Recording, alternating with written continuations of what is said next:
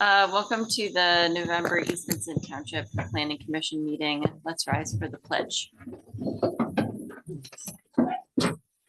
I pledge allegiance to the flag of the United States of America and to the republic for which it stands, one nation, under God, indivisible, with liberty and justice for all.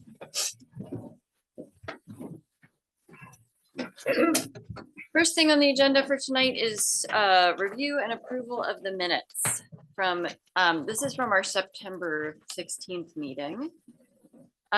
So I wanted to note that I can't vouch for everybody who was listed as there, but the motion to approve the minutes was made by Austin, but he is not listed as one of the attendees, and seconded by Chris, who was also not listed as one of the attendees. But you, That's right.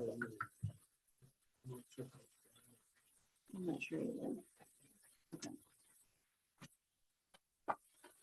Any other comments on the minutes?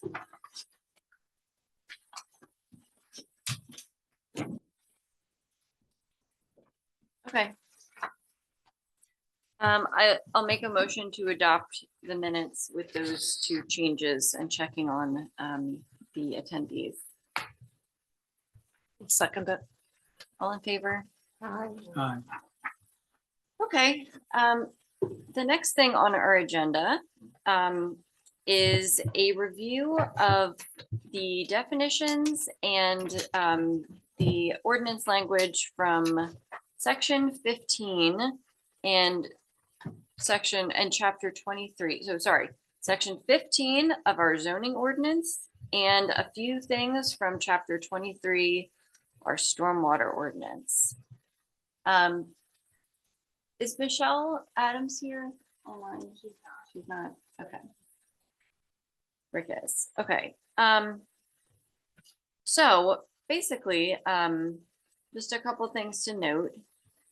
So I think we all remember while we were reviewing the data center ordinance, it became clear that the standards that we have in place for natural resource protection, we didn't feel like they were adequate for that site, and they have been inadequate for other sites too. So the purpose of this is to take a look at what we've got in our ordinance and to look at some potential changes to strengthen our natural resource protection standards. So the EAC and Michelle Adams, who's on the EAC, prepared a document, which I circulated to you all, summarizing some potential changes to those sections. These changes came from a number of places. One was the draft ordinance that was prepared by Chester County Planning Commission with the Ordinance Committee a few years ago that has not been adopted, but there's good language in there, so we might as well use it or use it as a starting point. A bunch of the language related to forests came from our township arborist. It was the language that he provided to us that made it into the data center ordinance. So there's good forest language in that data center ordinance that we could take and use in our natural resource protection standards that would apply to everything. And there's also some ordinance language. The EAC looked at ordinances from Kennett Township, Willistown Township, and Tredyffrin Township, I believe, and pulled some of the good stuff from those ordinances into this draft. Hi, Michelle. And so what I sent to you was sort of a compilation of those different sources with some recommended changes. So I apologize for sending it out with not a ton of notice to review. And I thank Michelle many, many times for all the hard work that she and the EAC did to pull this together. Michelle, you just walked in. I don't want to put you on the spot. But I just sort of explained the why, in a very general terms of why we're looking at this. Do you want to add anything, or from your perspective, or do you want to come to the microphone? Michelle, come sit, you can come sit up here. I'll move in.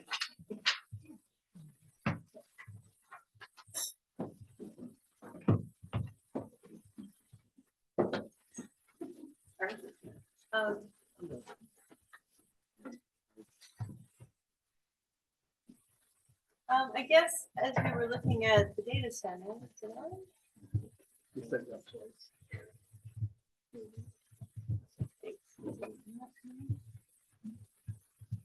okay, great. Her name's Nan. I need to turn on a microphone. Thank you, Mike. I guess, Rachel, as we were looking at the data center draft ordinance, it really came to light how weak our environmental protections are in East Vincent. And so I know there was effort to address some of that with the draft data center ordinance, but in talking, Mark said, you know, take a shot at making edits to part 15. So I started with that, and the version I sent around, rather than track changes, I just struck out what's already in the code and I literally lift it from other example codes. So I used Vincent Township for the steep slope language. I think you had referenced that was a good one. I looked at Willistown Township for their code language about protecting natural resources and excluding natural resources from the net tracked area when a project, because that's not something we do now. And when I got a copy of the work that had been done a couple years ago by the county, I guess, I lifted language on the riparian buffers and what else? I can't remember, into our code. So I was literally cutting and pasting. And then I did 2 spreadsheet tables in Excel, one for protecting natural resources and one for netting out, and netting out developable tract area based on protecting natural resources. And I was lifting that from Willistown as well. And I tried to bring John Hosbach's recommendations for woodlands forest, he was calling it, into the ordinance. I also identified a bunch of inconsistencies in our definitions between zoning and the rest of the code. In that, I also identified we should probably change our stormwater so that we're not grandfathering existing impervious, which doesn't come up as much in East Vincent because it's mostly greenfield development. But when redevelopment occurs, you know, you should have to manage stormwater for everything you touch. So those were the big things. And we've had discussions at the EAC about maybe what some of the numbers should be. And Elaine, you had some comments, but that was sort of the baseline. And so I wondered if it makes sense to discuss what is in there for what I put in there is for recommendations. And is that what, you know, East Vincent feels is appropriate? Is that the Planning Commission's recommendations, et cetera? We had some discussion at the EAC, right, Elaine? And there was some discussion about maybe we should protect things even more. Like, should we have a 300-foot stream buffer or as opposed to 150? And I think that's where we would really benefit from input from people like the county and natural lands about what is scientifically, you know, demonstrable as beneficial without being seen as so burdensome that every applicant who comes in the door is seeking zoning relief, because that does nothing for us. You don't want to be so hard that everybody goes right to zoning. So I am not wedded to any of the numbers or recommendations in what I sent around. It's a starting point, I guess, for discussion and input. Does that make sense? Yes, and thank you. I think it's a very good starting point. I Thanks. tried to do something similar and I got nowhere. I just had piles all around me. So I'm so glad you did it. This is what happens if you have to read code in your day-to-day job. So When you guys worked on this a couple of years ago, did you guys really tackle this also? Yes. Yeah. Okay. Yes. Yeah. So the county has looked at, because you work with the county. I know you are with the county too. Yeah, and I think what our township arborist came up with, what I think was more specific than the recommendations that the county had provided. Yeah. And so I thought that using those was better. So I think that was the one that had the biggest changes from what was in what the county did a few years ago. Does anybody else have any questions on sort of like the overall, where this came from? Not that bad. Okay. There is still a lot of work to be done, even if we get through this, incorporating the consistency through the rest of the code. Yeah. Yeah. And I think that if we sort of agree on what the standard should be, then someone else perhaps can deal with the consistency throughout the code pieces. Well, also the Chester County, tried to do that too. Yeah, So, you did.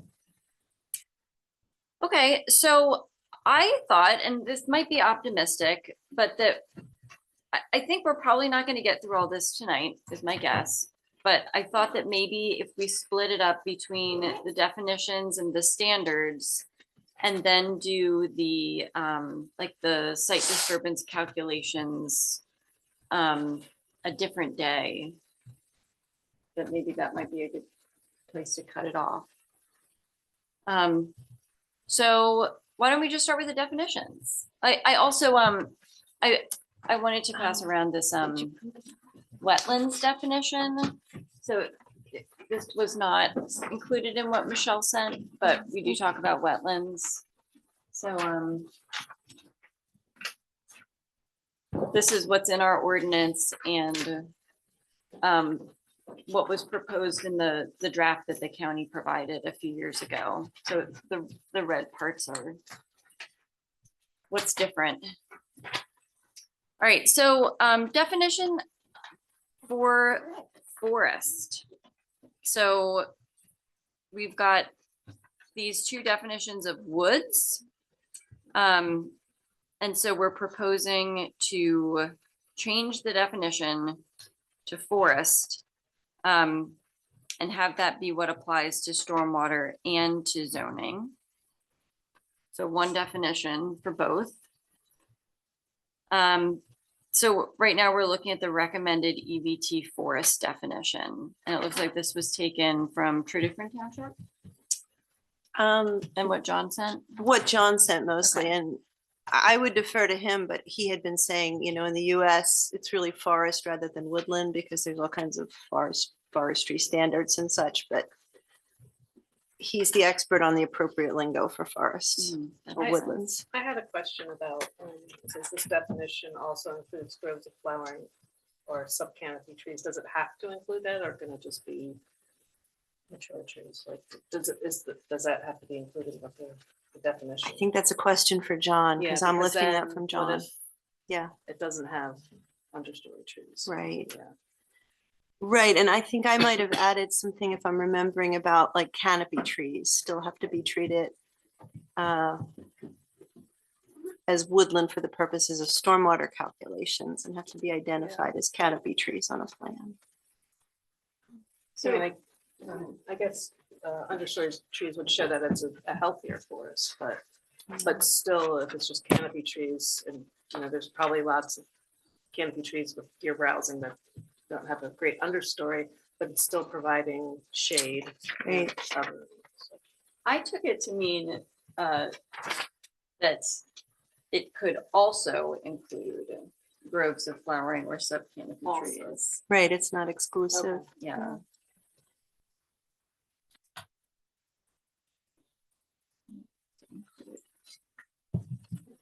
Definition. so are we talking about tier 1 and tier 2, 3 right now? I'm not sure where we are. So I'm just looking at the document that is the definitions document, recommended language revisions. We're Mhm. just on Okay. the recommended EVT forest definition. One. I'm looking at it. It's the Word document titled recommended definition. Oh, I revisions to EVT All I code. have is the draft. Yeah. But I sent it in an email later than that. It was Monday. You should have had plenty of time to review it since Monday. Just saying. If there's any way to bring Well, it them just up, also means in addition to. I wonder if there's any way to No, bring, so would it be that- easier to bring them up on a screen for everybody or something? I don't know. What's that? Would it be easier to put things on a screen Yes, for it would everybody? be. Yeah. Yeah. Where'd Haley go? Haley have it all? Someone knows how to do that. I also have a flash drive. Can, While they're working on this, does anybody else have anything on the definition of forest? Yeah, I was just wondering what add tiers here, what those tiers. Oh, yeah, so there's add tiers. Okay. There was a tiers section. from John, Yeah. Oh, okay. where he defines basically the condition, Of the there's very woodland. specific Was that in language. the data center ordinance also? Okay. Mhm, Alright. yes. Yeah. So I have a comment on that.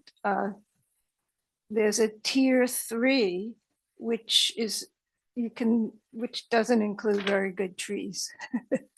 All right, and so there's 70% removal.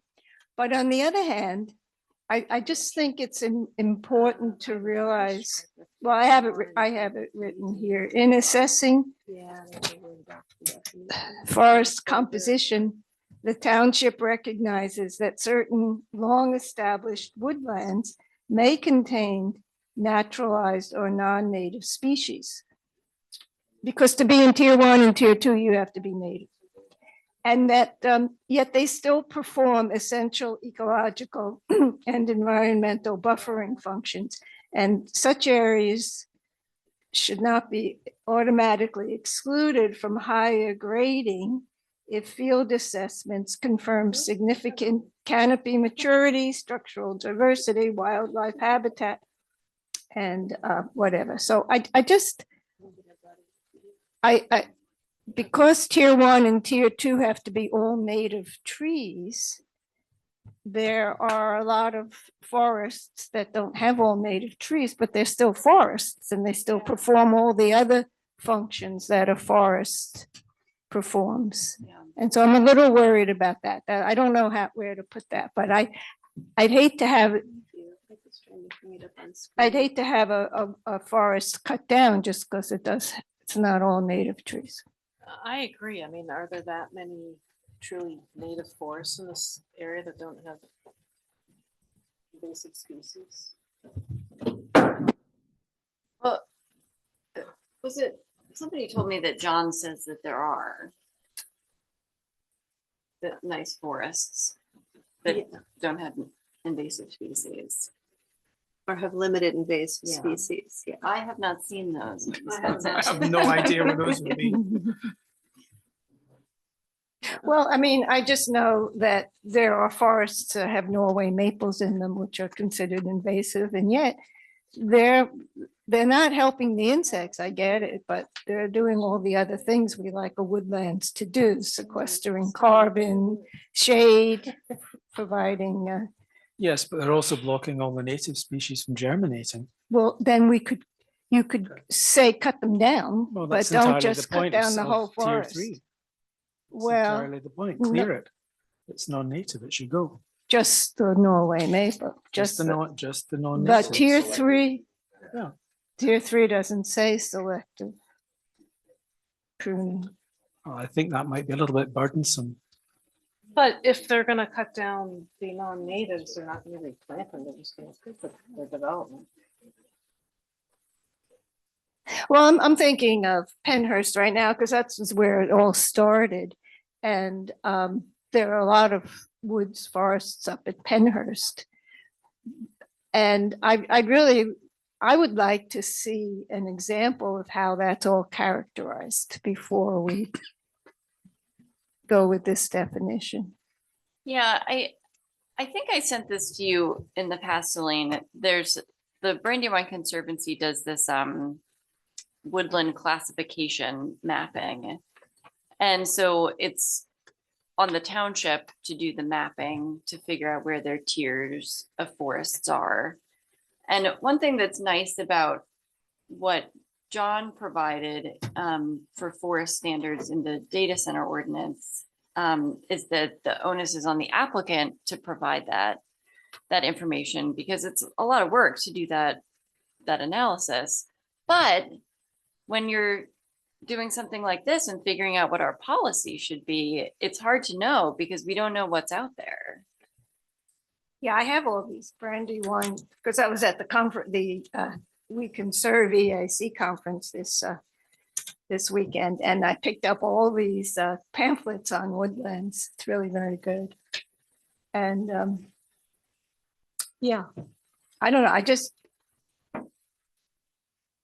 I noticed that at Penhurst, they have submitted an environmental report, and they have all the trees listed and where they are and what size they are and what they are. But for instance, they have maple. They didn't distinguish what kind of maple. But I just, before we cut down 70% of tier 3 forests, I'd like to get a feeling for what they are. Did you have any comment on that, Michelle? Well, I'm not the forestry expert. know. I'm, deferring to John on his expertise here. Maybe there's a way of refining it, but I think it kind of saves the native species in there if it can, but maybe we should look at that. Like, are you culling what's there to, save the native species and take out the invasives in his recommendations? I do think there's an awful lot of opportunities to improve conditions if somebody's taking down an unhealthy non-native forest, dying ash and non-natives, etc., and replanting with healthy native species. That's a project, Bob, you're familiar with over in Radnor, that took out in a wooded wetland, in a wooded area. How many trees were left standing? Half a dozen, maybe? Are you talking about take the ash tree problem? The ash Yeah. trees, the invasive Norways, all of those came out, and massive natives were planted with a deer fence to keep the deer from eating them all, because that's what it takes these days. Again, I'm not the expert in forestry, but that got funding from the state and NIFWIF because it was creating habitat. So maybe we need more conversations and input from John on what the right balance is, because I agree there's benefits from a tree, from a land cover perspective, but there's also a lot of benefits lost when our native trees are displaced by non-natives. And I'll share a quick story because it's not an easy answer. We're working out at Michaud State Forest out north of Gettysburg. And last Thursday, I was out there and had lunch with the foresters and was lamenting the fact that I just figured out that the willow that I've been preserving along my riparian stream corridor is a hybrid of basket willow with native willows. And I thought it was a native species, and I've been propagating it for 25 years. And they said, well, don't lament. We're all just learning about this. We don't know what's best. In the park last year, they discovered a giant stand of ladyfoot slippers, which is an endangered species, an orchid in the Pennsylvania forest. And they were thrilled, but it was completely covered by invasive species of burning bush and privet. And they thought, oh, we gotta save these. So they cut down all the invasives, and the deer came in and ate every single ladyfoot orchid. So they're like, we don't know what's best. Like we the forester. So I'm not sure how we can decide. I think we need John's input on what should be removed, and are there requirements if you're taking down woods to replace a certain amount of trees, if you're taking down even non-native trees, or are they just completely trash? I'm not the expert on what that should be. So I lift it from John.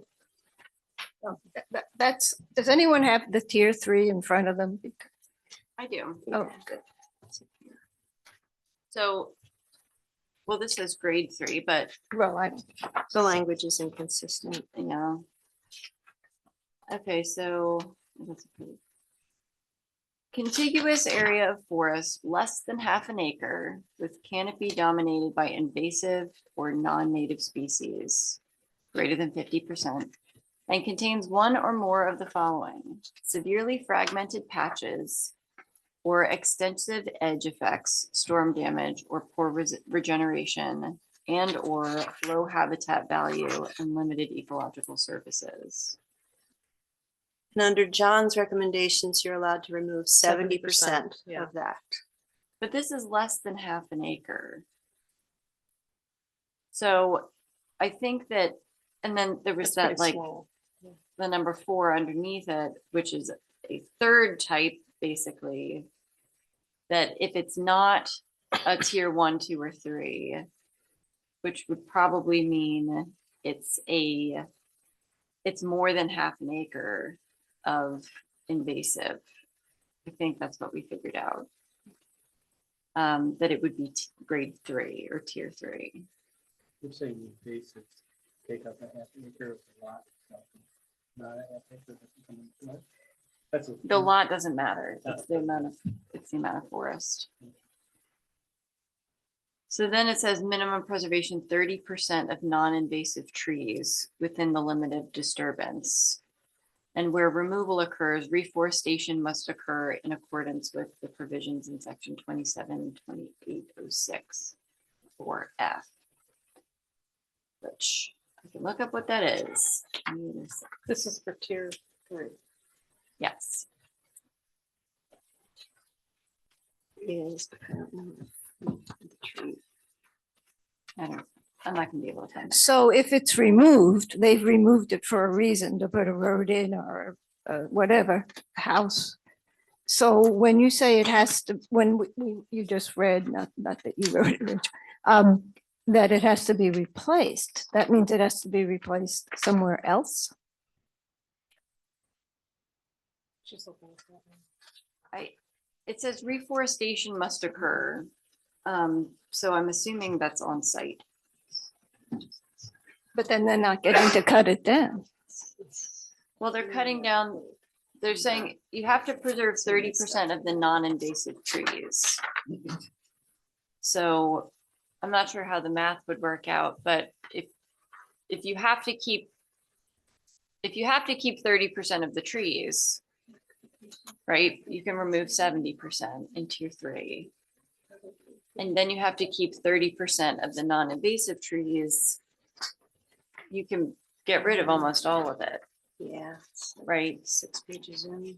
Does it say keep 30% of the non-invasive trees? Within the limit of disturbance, yes. Okay. 30% of non-invasive trees, Yeah, which could be less than a whole. yeah. I think it all sounds very good, but I don't know quite how it would work out. Yeah. Mm-hmm. But that's something for John to answer. And then there's a portion you have to do replacement for reforestation or anything for the tier 3. Reforestation must occur, yeah. So I gotta find this 2806 4F. Let's go up on the screen There here. you do. 20, so this is the tier, right? Yeah. What number are you looking for? So it says replacement must occur according to section 27, which is zoning, 2806 4F.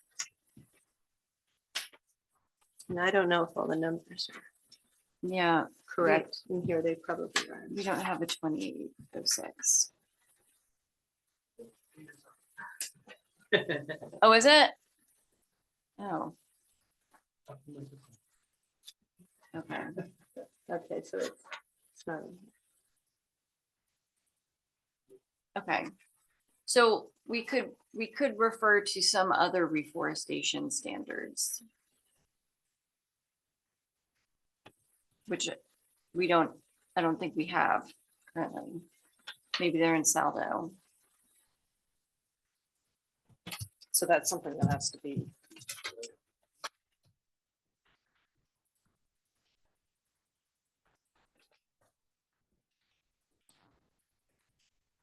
Well, I mean, I think we need to look into that. Yeah. Okay. Yeah. Should we good point, just move Elaine. on? Okay. So do we want to look more closely at the tiers that would get added into this definition? We talked about tier 3. Yeah, Mike just had it up. Here. There it is.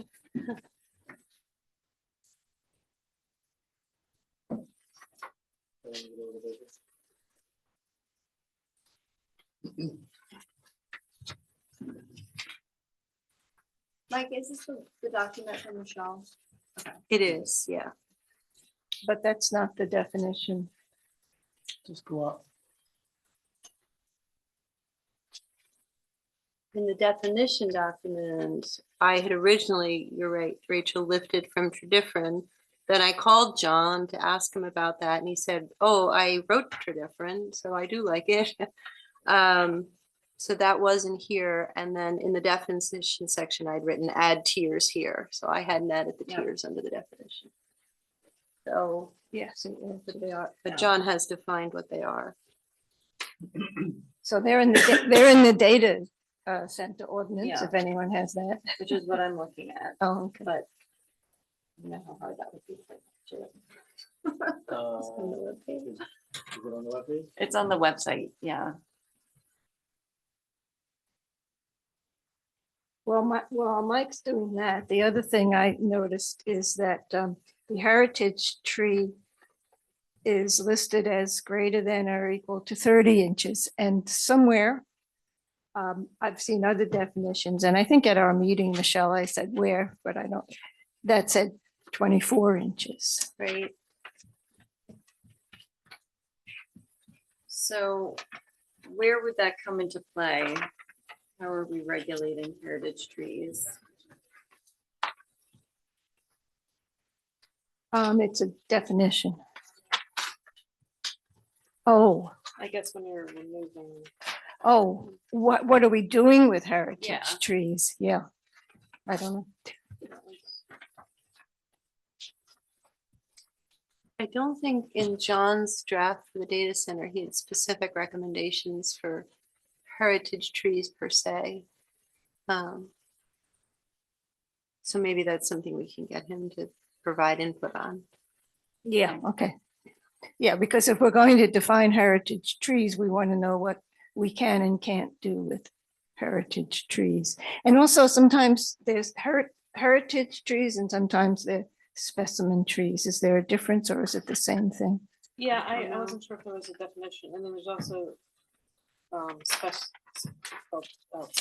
specimen vegetation. On pages aren't numbered. No, it's the grades in here. Okay. The original is tiers. This is grade 1 Mhm. or? Yeah. Status. This is from the data Oh. center, yeah. I don't think he has that in here.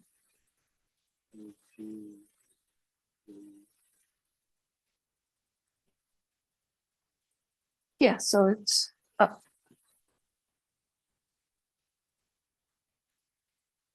So is there a difference? Is grade and tier the same They are. thing? Okay. The all right. earlier draft said Okay. tier.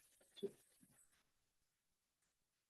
you scroll back up to, so I think the, Grade 1? yes, that part, grade 1 forest. That would be what we would put in the definition section, I Mhm. believe.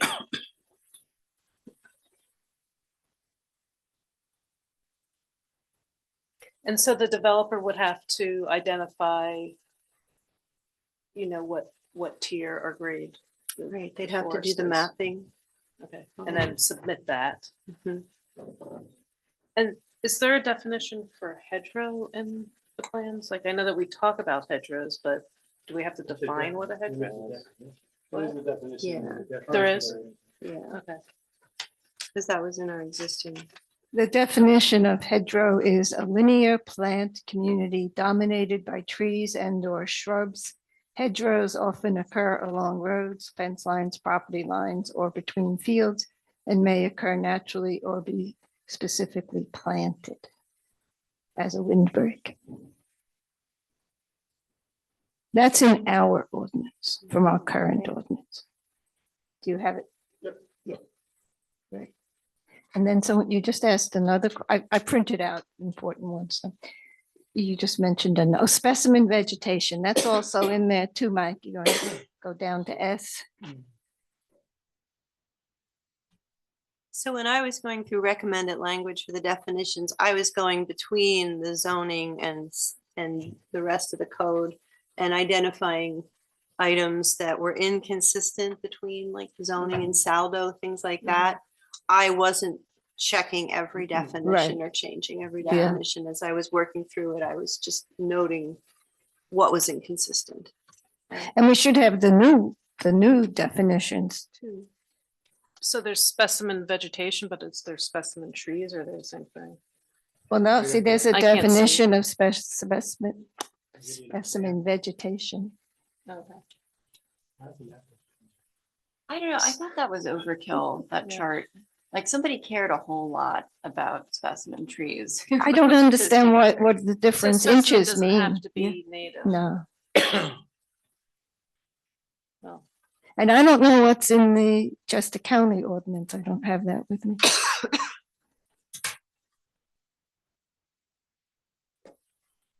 But, and you asked, Nicole, so it is trees too. It's Okay. trees and, well, it's all trees. trees or Well- other vegetation to be determined to be of specimen quality as determined by a registered landscape architecture, So architect. Well, look at examples. Oh, I have the Chester County draft pulled up. You do, okay. What is Specimen tree or specimen vegetation, a healthy tree or other vegetation considered worthy of conservation by the township because of its species, size, or cultural or historic importance, including listing by the Pennsylvania Natural Heritage Program as endangered, threatened, rare, or vulnerable. Any healthy native tree of 36 inches DBH or greater shall be considered a specimen tree. Dead, dying, or trees that pose a hazard to life and property shall not be considered specimen trees. 36 inches. Yeah, well, that's what's in the definition. Right. A heritage is 30, so. So heritage tree is 30 and specimen tree is 36. do we need a specimen and a heritage? I don't understand, like, what's, I Well, think is there that much future of a people difference? reading our ordinance would wonder that too, and I think we should keep it to one. Is anyone keeping track of all these? I am. Good. So do we like specimen or heritage? Specimen seems more recognizable. Heritage could be all things to all people. Are they different? Oh,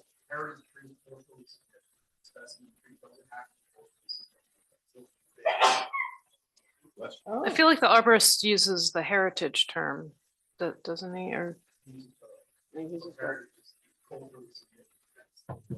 Oh, okay, interesting.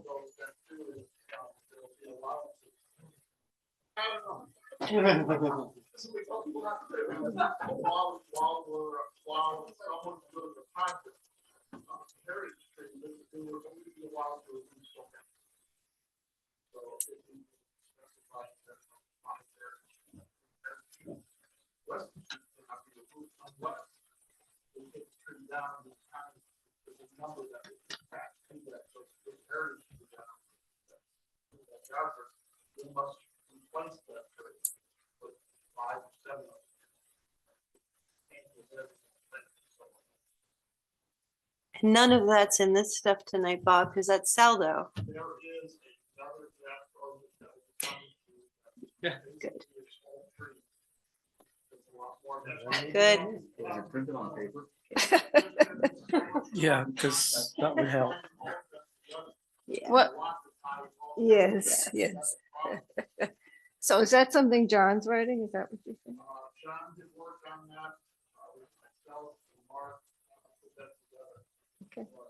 That's, All right, so we should keep that in mind and so that's gonna be a tree ordinance as opposed to the forest protection standards that we're working on now?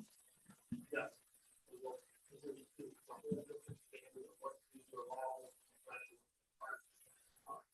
Each point is,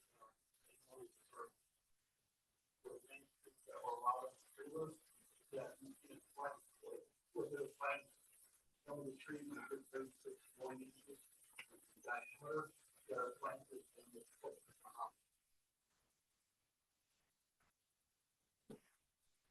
So in that ordinance, is there a heritage tree and a specimen whispering. vegetation?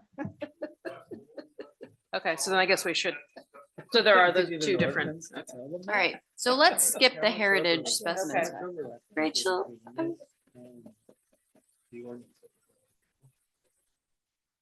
if it's a tree ordinance, I would think that they're separate. Tree replacement standards would have to coordinate between the two, right? It's not going to be overlap with woodlands protection. Okay. Okay. And that's not in any of this. That's Saldo. Yep. Yeah. Okay. I'm wondering, Rachel, given all these details, is there a benefit of starting at a higher level and looking at the two tables? The one that requires you to, protect certain percentages of different natural features, and then the second that requires you to deduct that from your net developable parcel, net tract area. The protection table was something that was in the county's draft from a couple years ago, and I'm wondering if it's worth talking about.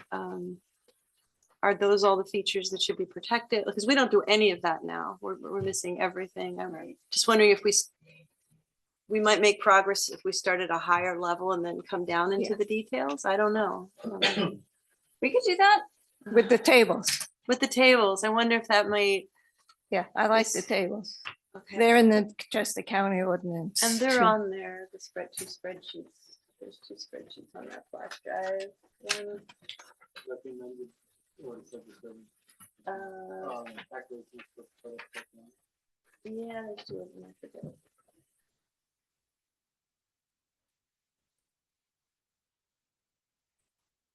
And there was a version in the county that, well, I have notes on here comparing what I had lifted from Willistown Township to what was in the county, so. Yeah, that one, thank you. Oh,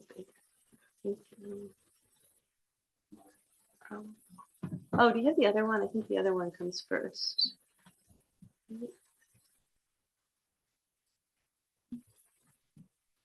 There we go. So right now, we don't have anything that requires a land development project to come in and identify how much of these resources exist and how much is allowed to be disturbed. So an applicant would now have to put this table on a set of plans showing, how much is in these different natural resource category areas and the maximum disturbance allowed. And I had put values there that I had lifted from, I think, I cite where I got them from. Yeah, like 30% on moderately steep slopes, which would be 15 to 25%. And it's consistent with the county's draft ordinance that the county had provided us. So are these the right percentages? Right now, I think the only thing we protect is the floodplain. Is that right, Elaine? Yeah, so. So, are you allowed to disturb 30% of the moderately steep slopes and 15 of the very steep? Does that seem like the right number? This is talking about 2 tiers for the riparian buffer. First, are those the right tiers, 25 feet and 100 feet? And No, I think we should change those. yeah, these are sort of the big Right. items before you get Mhm. into the.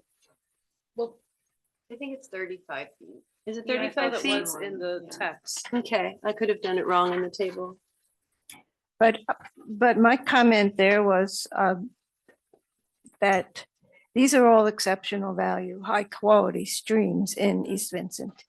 And so I think since all our streams are except what is that called? So, well, high quality or exceptional value, that we should just put those numbers in our code and not have to go to chapter 102, because what happens if chapter 102 disappears or something like that? I remember somebody recommending that we put it, actually put it in our code.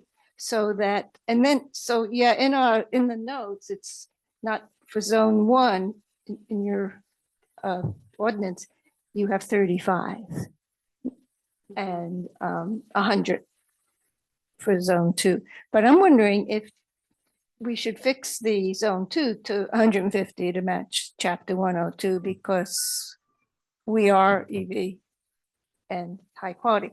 But then on the other hand, the zone 1, because these are exceptional value streams, I don't think that there's anything in chapter 102, but I didn't have a chance to go look that where it says anything about zone 1. But I'm wondering if we could say, well, since these are special streams, why don't we make zone 1 35 feet? That was just, that's my comment. Rather than 25. Yeah. I mean, Stroud says, 150 is where you really get the most benefit. Right. They recommend 150. Mm-hmm. The discussion at the EAC, Mark had a comment, if we're protecting lands, can we go to 300? Well, that's where I think there's a balance between what can be technically supported and what's Yeah, too I kind of think that's high. much. But, and so I think, we can put the 150 because they are all special streams, but I'm just wondering about the zone 1s can't be upped also because they're special streams. I That's mean, higher than 35 or 25. higher than the 25 is wrong. I think we have 35, but Yeah. maybe Yeah, higher than that's similar 35 to- also. Yeah, so maybe something else, 45 or 40, whatever. But that would be something, yes, that we would need a planner to advise on. Sorry. The riparian language in here in this draft is lifted from the county draft from a couple years Just ago. 35. Yeah. Yeah, zone 1 at 100 and zone 2 at 35. Yeah, so you have 25 written here, so. I have 25 in my table. Yeah, That was right. before I incorporated the county. Right, stuff. anyway, I'm just wondering if it should be higher. I don't know. Does Yeah. anyone else have thoughts on that? I think it should be consistent with the county. So No, it's not the county ordinance. It's the ordinance the county wrote for East Vincent Township. well, that's Yeah. the county's standard Yeah, right. Right. Mhm. recommendation, but I hear you on the chapter 102 thing. And if that's really the case, like, so on one hand, the stream quality could go down and then it wouldn't be EV and HQ. And so we could have a 150-foot buffer requirement for a non EV HQ stream. And then somebody could challenge that. Well, at this point, they're not taking them off of those. They're just calling them impaired. And then Okay. perhaps because we have streams in East Vincent that are impaired, maybe we could put something in the ordinance that, these are impaired and East Vincent is supposed to be getting them back to their proper place. And so we need to have even more stringent requirements on the impaired streams. That makes sense. I mean, it might be worthwhile doing just because it's, from my experience, atypical to have a 150-foot buffer. It might be worthwhile to do just a simple mapping exercise that's parcels, streams, and 150-foot buffer off of that and see what it looks like, to see like, are there any entire parcels being swallowed up by the buffer that would be rendered undevelopable or unusable? So we have started to create this map here, which is for all the environmental, like natural resources. So what you see here is all the steep slopes on the properties. And then these hatches are all the hydric soils as defined by the zoning code. So, and then it also shows you the 3 watersheds. And then the green are township owned properties. And so we've started to put these on this map. So we could easily do the same, like you said, add a buffer to it and show you what that would look like. The parcel lines are there based on the tax maps as well. So we do have this map available that you can, it's a draft form for now, but we're trying to bulk it up. So whatever it can be used, if it can be used for that sake, then let's do it. That's great. And you have floodplains on there too. Actually, the floodplains are not shown on here. We can add the floodplains, but that's right now, that's the hydric soils. All of those areas of the hydric soils. Right. Which is what our buffers say in our current ordinance that. Floodplains you- or hydric soils, right? So, but so you can see streams, basins, and then hydric soils, township owned properties, the different watersheds. So even if you stayed in the Stony Run, we could have a buffer to the stream and can show you what the properties would be eliminated. Do you think if it was 150 foot, it might be challenged? Or is that the- Well, because the DEP is 150 feet, I feel like it might not be. Right now. The DEP is kind of, no, I don't want to say, well, right now, the way the process works for DEP is they're not going to look at that unless you have a reason why you're you're getting a permit from DEP. So if you're not going to DEP, they're not going to look at it. And then DEP currently has a riparian buffer program or standard where you can really eliminate a lot of your riparian buffers if you demonstrate on paper that your stormwater practices are going to remove the pollutants at the same level that a riparian buffer would. And it's really kind of, in my opinion, not a technically supportable exercise. It's a paper exercise, but so an awful lot of riparian buffers are not protected by DEP right now, even on EV and HQ streams. So it kind of falls to the township to look out for our own streams. And if I can add to that, so we've had multiple conversations about single lots, so on, like you talk about big land developments, those that get covered usually because those are the ones that the DEP gets involved in. But so, when we have regular applicants come in and talk to us about things, we always adhere to the riparian buffer shown on the plan, in the codes anyway. Right, so even if the DEP, to your point, but also like the riparian buffers, one came up today where the riparian buffer was bisected by a road. So like while the DEP would say that doesn't count, once you hit the road, it's the riparian buffer's over. There's other things that we've done. So we are managing that from a township level. But so if you bulk up the codes, that just further supports what we've been trying to do.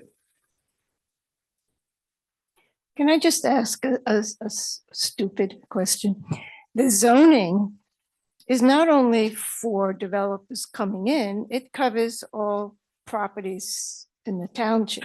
Isn't that correct? Yes. So when you have people mowing down to a pond or something, can the township do something about that? I mean, you're talking about enforcement. So Yes. what typically would happen is somebody would have to notify the township that occurred. And then a violation notice would go out. To what extent can you enforce it? It's going to be hard to. Solicitor sitting out there, but it is hard. So usually what happens, Elaine, is that it's over, right? They already did the damage, and then we can notify them afterwards and explain to them what they did wrong. So that's usually what happens. But that does happen. You got to send a zoning notification, a zoning violation, and then we explain it, what happened and why you can't do it again. Well, even if they brush hog. So in this case, if they brush hog, which, the wetlands down, and honestly, the other happens too, where there's regular maintenance that's required on wetlands. A lot of homeowners aren't doing that either. They don't know one way or the other as well. So, there's regular maintenance that's required on those systems. And so it's a huge education aspect. I was just going to say, that sounds like education, and it sounds like something that the EAC, I guess, could figure out how to do. Yeah, I mean, but again, it's knowing One more what thing. it's knowing what you're supposed to be doing with your properties, which is a challenge. Why do we brush hog on invasives? right? Right, You it's know, complicated. it's very complicated, you know, and then you have woody growth in a wetland left for 5, 6 years. Now all of a sudden it's going to get to a caliper pretty quickly where, you know, you would need to then replace it, but you don't want them to, right? So it's like, it's a big choose your own adventure book. So in reality, the zoning is just looked at for developments coming in, new developments coming in, new.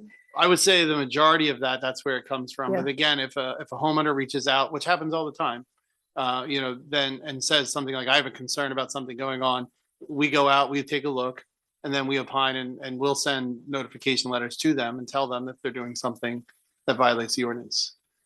More likely, we're gonna lose resources in a larger development, Mhm. where we don't even know what resources we'd be losing at this point. They don't have to show us on our plan. So having this table be put on plans in the future is like a priority here. Yeah. No, I agree. Yeah. In terms of it, like how much of the how many violations are there out there versus how many large developments that don't follow this? This is going to change the way that development is truly done in East Vincent.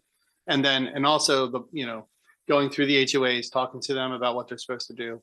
Like that's how you're going to have a real impact. You know, setting violations if they cut down their wetlands will be, those wetlands are sturdy usually, they're going to come back, right? If we give proper notice. Yeah, I just think that when people are educated, they don't need to be told they're getting a violation. They might start to fix it, you know, or Oh, do something understood. about it. Yeah. Usually the violation makes them learn though. So that's yeah. unfortunate. That's how it is. Violation with a smiley face and then like a pamphlet. So what do we think about the table? Looks pretty good, huh?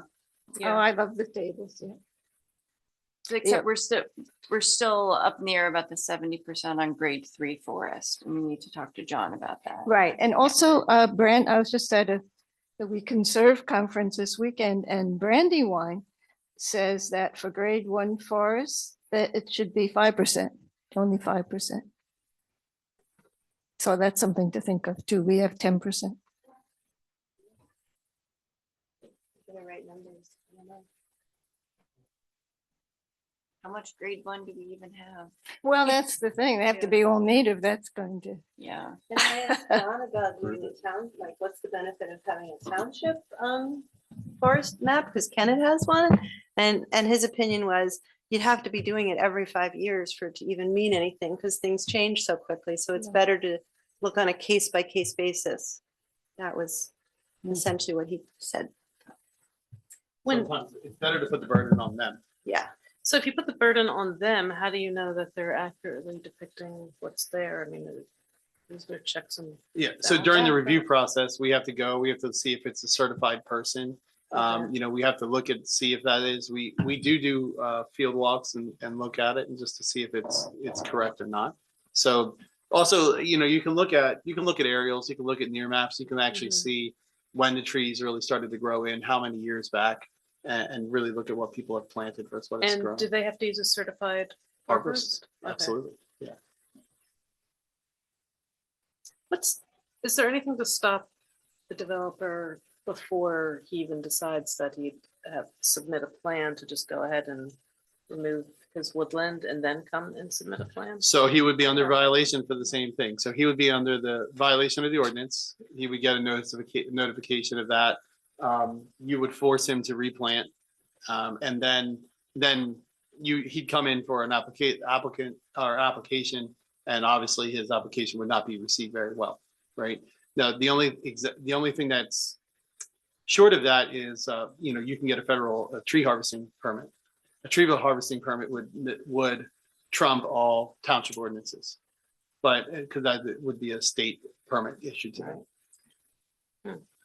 But most people have most ordinances have a clause in it that says if you clear cut your property, then you have to pretend that the trees were there for a period of 5 to 10 years afterwards. So therefore, like you have like a grandfather clause on what you've done to the property. Okay. And so you could still, I mean, you wouldn't be able to tell them what the trees were, but you could at least get some replacement and call it woodlands, call it forest, and take those percentages. That'd be a worthwhile addition. Right. Yeah. So I know that North Coventry has that. So maybe adding is something we should note. Yeah. Adding a clause of if you get a timber harvesting permit. I don't even know if we have stands big enough in the township that someone would do that, but John would be able to tell you if you have a Yeah. but I don't think that they exist, but I that don't goes think so to, either. that goes to your tier one woodlands as well, right? Right. But I don't think that there's many properties out there that could be harvested for a large scale harvesting. Well, it's just a problem with landowners that come in and cut their trees down too. Don't we have something in our zoning against that or? Because I remember when I would go to the EAC meetings back in the early 2000s, there was a whole discussion about how many trees a landowner could cut down. And it was ranging between 6 to 10 trees. It wasn't, a whole forest that you weren't allowed to do it, period. And so I think what Nicole is talking about is suppose a developer he owns the land already, right? And just starts cutting down trees and then comes in with a development plan and the trees aren't there. Then the catch-all clause that we just discussed would require Yes. them to replace it. Yeah, is this But, in the tree ordinance that you're gonna be handing to us or? Yeah, okay. So Yeah. also in the forest definition, I thought there was something about, no, it's not there. There was something in one of the definitions that it's a woodland if it was there like 5 years before the development happened or something. So that you couldn't just go in and cut everything down and say, oh, no woodlands, because I did a timber harvest. But yeah, with the timber harvesting, it's my understanding that per the MPC, timber harvesting has to be allowed in every zoning district. And including, that's why it's in the riparian buffer that you can do timber harvesting in the zone 2 of the riparian buffer. And I don't know, like what's required to get a permit for timber harvesting. Maybe Bob does. It's a state permit. It's a state permit. Like, do they ever tell you no or like fix your plan? There's a review process, sure. But their reviews are basically about logging roads, disturbance for logging roads and so on, but also to get a tree harvesting plan, you can't get a tree harvesting plan for 6 trees. You'd be talking hundreds of trees that would have to come down for that to apply to a timber harvesting. So that's why that doesn't really exist in East Vincent that I'm aware of. Yeah, I don't think it does. Yeah. So, but you couldn't get a timber harvesting plan for 6 or 7 trees. You couldn't do it. That's my understanding. But John is the expert, but I have gotten a timber harvesting plan permit before, and it was for thousands of trees. And that was even hard to get. So then back to my question, can a landowner just go in and cut down 6 of their trees, 10 of their trees, 15 of their trees? So I don't know the underlying zoning, but I think that's what you're trying to prevent now. But Right? maybe we should table this until we see the tree ordinance, just because Yeah. we're gonna be that talking sounds about good. it again. But so anyway, I like the tables. Maybe taking the 10% on grade 1 to 5%. That's something. So, and are we also gonna talk about like the buffers to 150 and 35, 40? Well, I mean, I don't know. We could just, the developers that come in seem to know all about chapter 102. They put their 150-foot buffers on the, Yeah. So I'm sorry, you want me to change these numbers as we go? Sure. Lead me away. Go for it. Moderately steep slopes, Here, 30%. I can zoom in. Moderately steep is 30 currently. You good with that?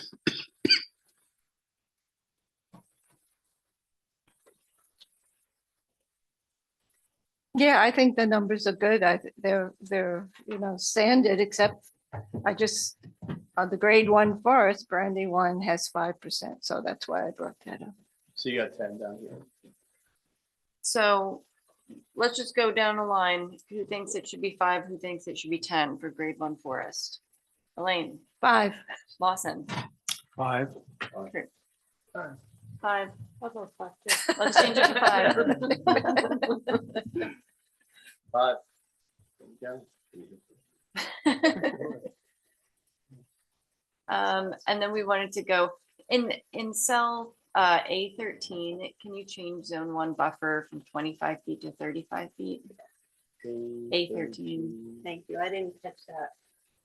I'm sorry, what do you want it to be? 35. Instead of 25. Yeah.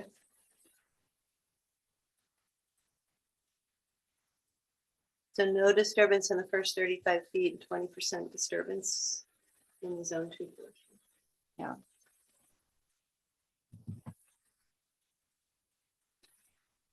For grade 3 forest, we've got 70% there. Is there a way to add something about selectivity? Because grade 3 forest is going to be a lot of crap. Yeah. Is there a way to get rid of the crap, the invasives, the maples, the multiflora, but preserve the native species or the heritage trees, whatever we want to call them? I think John's language was deferring to the arborist to make us Okay. recommendations, if Okay. I remember. I just think there should be some Yeah. element of selectivity in it. that's Yeah, all. I think there's some stuff in there in the data center ordinance that was intended to be Yeah. the township wide ordinance about just that. Keeping the good stuff and requiring replacement for some of the bad stuff that gets taken out. I feel like if we could add the table requirement, that's a big improvement. And I then think this is there's- very simple, very clear, so I like it. Mhm. And then there's a second table, I don't know if we want to look at it now, that, for instance, Willistown makes you reduce your net developable area based on the protection. And, you know, if there's overlap, you take the larger area, et cetera. So that, you know, if you have 10 acres and 3 acres and 7 acres are wetlands, you have 3 acres of developable land, not 10 acres in your net tract. I do have a question about steep slopes and man-made steep slopes. Do we have any, it's just, I go into these developments and, you know, they cut in to build the building and then there's a steep slope on the back and then there's no impervious cover, or you can't put a set of steps going down the back. Is there a way to? I think there was a distinction in the language, and it's a really important point because, Yeah. Yeah, so the irony is that different ordinances take a different way. So Tridifferent, for example, you have to net out man-made steep slopes, but you can disturb them. Okay. So you have to net them out of your net area, but you're allowed to, you don't need a variance to disturb them. In Radnor, you can disturb man-made steep slopes and they don't count against you at all, but you have to produce the document that created them. Right. So that usually means that you have to produce a building permit, which would date you back to modern time steep slopes. You know what I mean? Otherwise, nobody would be able to produce the document. Do you have any suggestion about like what works better from both? Again, I think to Michelle's earlier point, you're going to wind up with a lot of variances, right? And you're going to have a lot of people coming in and going through. So to me, the man-made ones aren't really what you're looking for. I would allow disturbance of them, but that's not my call. But that's what I see and feel is reasonable, is my point. Natural ones, of course, protect, but Because natural ones will probably also be wooded, and then they would have woodlands that would trigger the woodlands protection or the forest protection. yep. And to that point, like, so on the net lot, so on this chart on the screen, they don't double dip, right? So it's either woodlands or slopes, right? You don't get counted twice, I guess, towards it, if that makes sense. But I think isn't there a clause that says you have to use the one that More restrictive? Yeah. Yeah. And Tridifferent also has a net lot area and they net out floodplains, steep slopes, wetlands, but not buffers. So so they don't, they also have woodlands and they net out woodlands, but they don't make a distinction between grade 1, grade 2, grade 3, and they don't do the buffers. So the buffers, I think, are where you're chart here stands above other ordinances unless you have other experiences on that. So where would this go in the ordinance? This net This would lot go in area. the south. Oh, yeah, this? No? I would think it would Yeah. be a net lot calculation, Yeah, which would be a definition in the zoning code. Okay, but the calculations would all Right. be required in the south section. So there is a provision for the man-made slopes? or you Not have to in pick this one? language that I lifted from Kenneth, but that doesn't mean we can't add it. I think it would be good to add it. I think so too.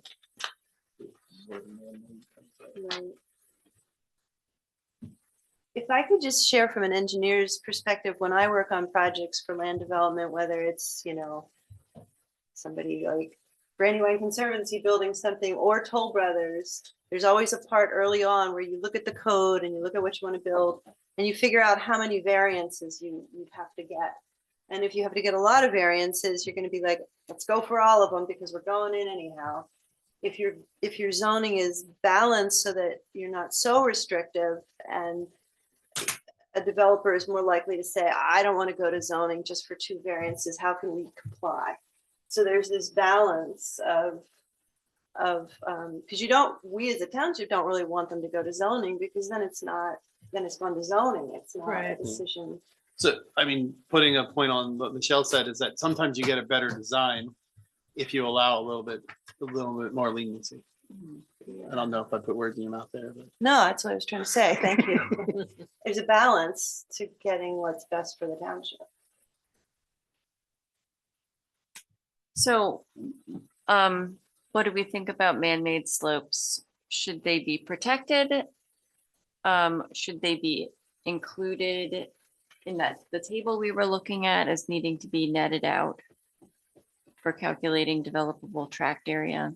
Well, I think, I mean, if like, for instance, when that store over on 724 came in, I can't remember what the name of it. They had man-made steep slopes. They had piles of dirt. So it was ridiculous to call them, steep slopes. I would What? have called them stockpiles. I wouldn't have called them steep slopes. Well, they had to come in. I mean, I remember the discussion about that. So for instance, another example is out at Penhurst, that whole area where the building's on, those are man-made. The flat area is a man-made, on the sides are man-made steep slopes, but on the other hand, at this point, they're all wooded. Yeah, so here I can go to the map and show you what, based on your definition, where the steep slopes actually are. And you can, to your point, this There it is exactly where the buildings are. And then, because that's the road through the middle. Yeah, so that's the slope That's the down. steep slope, but it's just covered. There's a with- set of stairs right there. Mhm. But otherwise, like, that's the only area. This side here was built by the road on the side, and then this side here was built on that, like you said, that it shapes the outline of the old buildings. Mhm. So I think we need to give some thought to what we're actually trying to achieve, right? What we don't want is natural landscapes to get screwed up by someone coming in and carving into them. Do I care about a brownfield site like Penhurst? Actually, I don't, because it's already been disturbed. It's not natural. Let's get real. So I think man-made slopes should be excluded from this.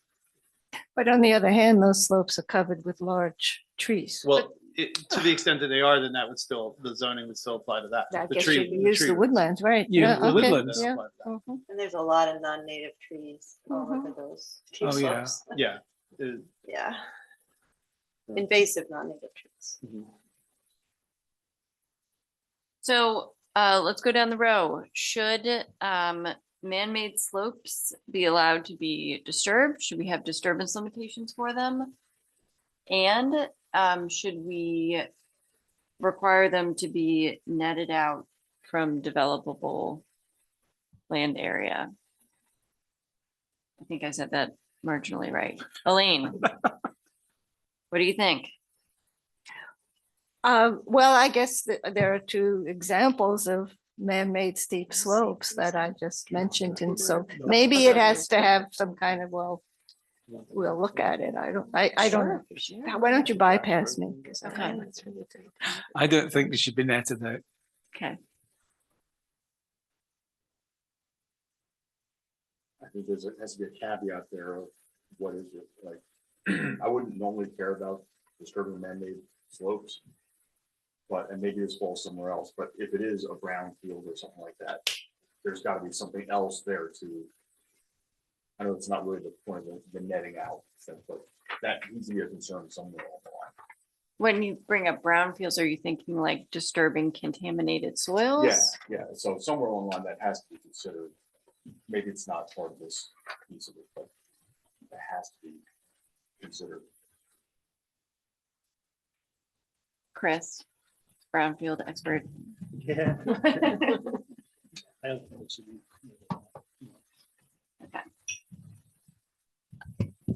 Chris doesn't think it should be netted out. I also don't think it should be netted out. What do you think? I don't think it should be netted out. So, but the, So for the chart, I just added the word natural. yeah.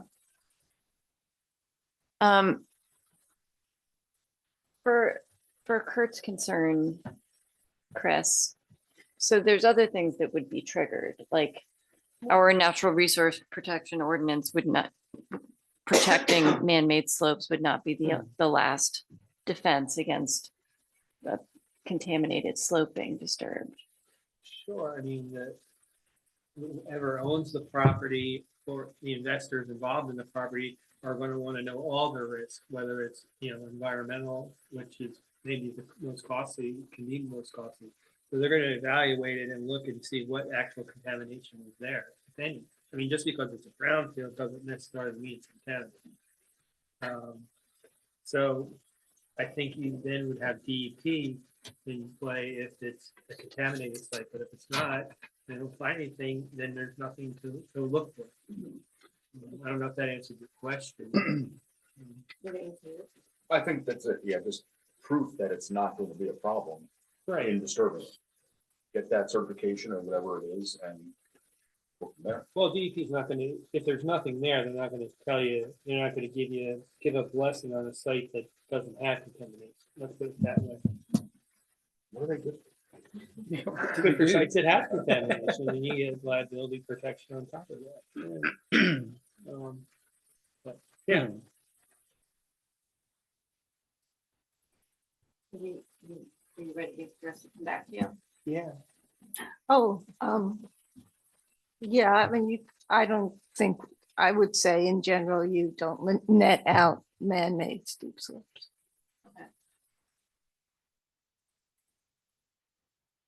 Okay. Sorry, Mike and I had a side conversation about contamination and the land recycling act. And there's nothing in our ordinance that cites that. It's a voluntary program for cleaning up contamination. Right. Right, it's not. And there's nothing in our ordinance that references that or requires compliance with that or anything. And Yeah. I don't know what to recommend, I don't know that you can recommend if you're allowed to. Act Two. Yeah. Act Two is essentially It's a Yeah, it's a- voluntary program. yeah, so I mean, you could go through and clean up the site mhm, and not get an Act Act Two. Two release liability. you're right. And Act Two release is almost like an insurance plan Mhm. that the DEP is giving the developer. It's like FEMA. And that's really what it is. And so, Yeah. but you can still meet all those requirements. Like the applicant is still required to make it meet residential standards or non-residential or whatever is applicable, but without getting Act Two. Like Yeah. that's still a barrier that they have to cross.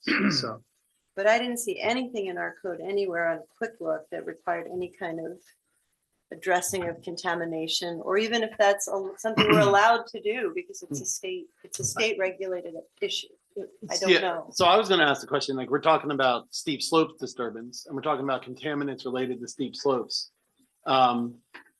So that's are we limiting this conversation to like steep slopes and contaminants related? Because Well, soil this is natural contaminants- features, so we were Right. focused on natural features. I mean, That's not contamination. if you really put it in perspective, contaminants that would be on a site in the soil would be from a fuel spill, oil spill typically. Also, rural farmers use a lot of pesticides and things like that. Right. So what you're really referring to would be a site-wide scenario. It would not be a slope-wide, right? It would be that. Now, if you have naturally occurring arsenic, you have naturally occurring lead, things like that, that's going to be background in by the DEP standards and so on. So again, that wouldn't deem the site clean, dirty, brownfield, whatever words you want to use. Right. So I think that for the sake of the environmental side, I think it's not really relevant in the slopes conversation. It might be relevant in the entire earth disturbance, land disturbance It's aspects. not in part 15. natural Right. features I don't know section. that it should Of be. course, I mean, the other aspect, we're not even, this may be in the solid, is when bringing fill onto a site Mhm. and managing, best management and clean fill. The township doesn't want dirty soil coming into the township. Well- Because they could eventually be made to, somebody down the road could make them clean it up. I mean, So that's not even allowed though by DEP process. right. You're not allowed to take That dirty doesn't fill. mean that, Joe, sorry, Joe, but Fly By Night comes in and just starts dumping fill on the property that they're developing. And I mean, you don't know that. The property's not under surveillance 24/7. You're 100% correct. I mean, again, you see trucks like that coming through. It would come down to the notification violations, things like that, and questions. And unfortunately for that property owner, whoever owns that property, that's the person really taking that liability of accepting fly-by-night soil. But then they're gonna start dragging everybody in when enforcement happens. Everybody's gonna get in. Yeah, but to your point, so Yeah. Yeah.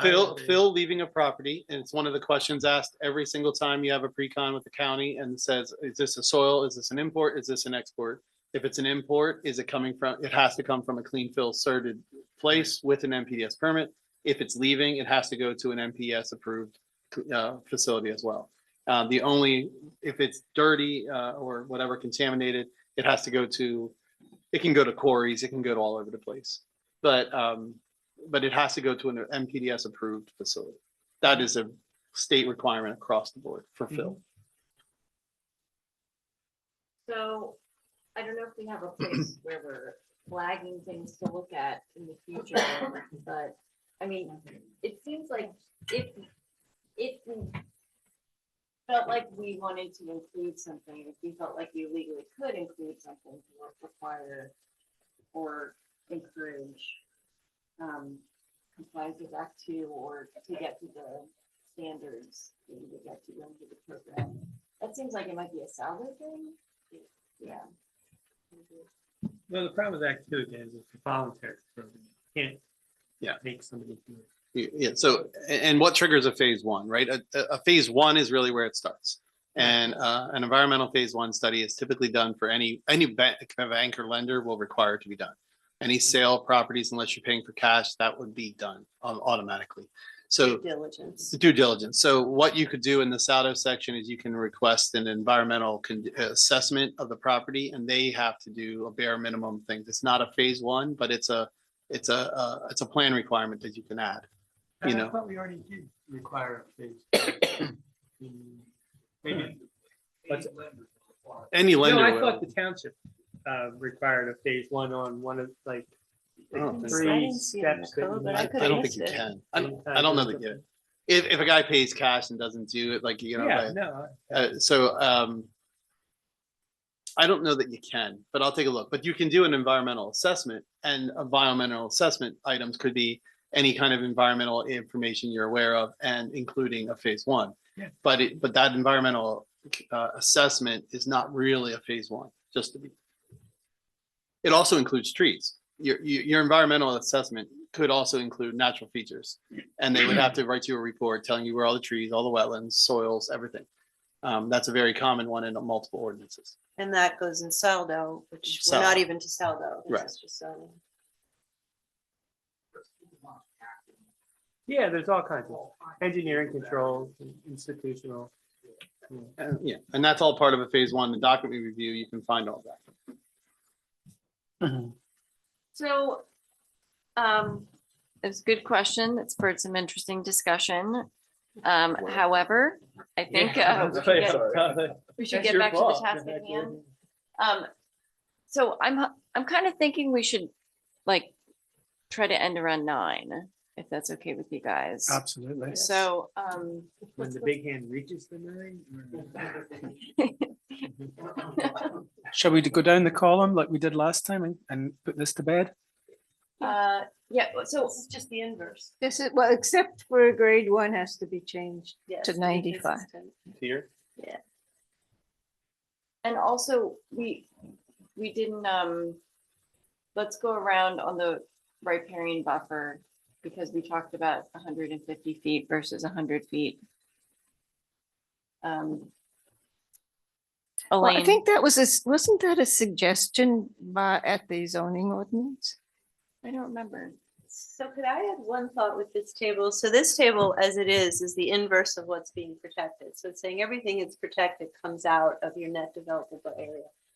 But should there be conversation, do you want everything deducted? Do you want a portion of it? Like what is a fair amount for your net developable area? I lifted this from Willistown, which was very conservative. And I like it because it's conservative, but that, that's just my opinion. Is this what we want to be conservative in what we're saying is net developable tract area? Should they net out all the natural resources or only a portion of them? It's done different ways. Right? yeah, I was gonna say, Yeah. and the two in here that I think that would require conversation are basically like these two. The wetland buffer, and then how big is your buffer? You could really start to impact people's properties Mhm. pretty negatively by making them net out the wetland buffer. Now, sometimes the wetland buffer is also in the floodplain, so it won't matter. But that's, again, the same scenario. So like those wetland buffer and the zone 2 buffer, I think are the two pieces that would really have an impact on net lot and whether. So or not you're you- saying those might be a little high? I think they're dry, yeah. Is this what's in Willistown? Is that what you said? This, This these approach is in numbers? Willistown. Okay. These numbers reflect the numbers in the other table. They're just the inverse. But it's a good point, and there's pros and cons with that because then that would let you put the wetland buffer in somebody's backyard, and they might decide to, do things there, They start to mow into it. put the mow playground. into it, things like that. It's like there's a need to communicate to property owners, this is the buffer. You're not allowed to do anything. right. That's a whole enforcement issue. On the other hand, are you taking too much by excluding the buffers from the net tracking? Well, maybe it's a difference in somebody coming in with a development plan versus a homeowner. That you don't, when they're coming in with a development plan, they're planning it and they can plan around it. As long as our development plans reflect practices that are going to be clear to the homeowner afterwards, because there's a lot of I see. developments in East Vincent where it was supposed to be protected open space, and Mhm. now it's somebody's backyard, and they would Yeah, I've seen tell that a you lot it's- too. That's the common one. It happens all the time. So it's protected open space, but then it's They not, mow and it, they don't mow want it, yeah. anybody there, etc. So there needs to be a way to define if it is a protected area, so the property owner knows it's common space, not their private property, which is a very hard concept in the US, right, Lawson? So, and also, like, this would just necessarily impact developments much more than it would impact like a homeowner, because Definitely.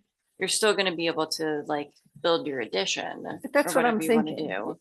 Yeah. But it would significantly decrease the number of units that were possible. Yes, So this is a big deal. yeah. doing this. Well, we already